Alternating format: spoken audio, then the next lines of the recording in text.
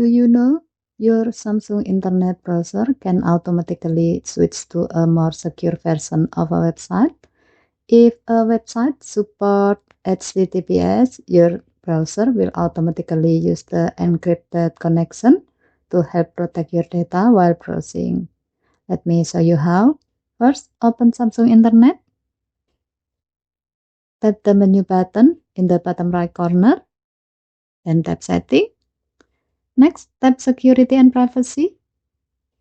Scroll down to the bottom and make sure Switch to Secure Connection is turned on. With this option turned on, Samsung Internet will automatically redirect you to the secure HTTPS version of a website whenever it's available. As a note, this option is enabled by default, but it's a good idea to make sure it stays on for better security. And that's how to automatically use secure website in Samsung Internet on the Samsung Galaxy S26 Ultra. Okay, thank you for watching. Please help to like and subscribe. Have a nice day.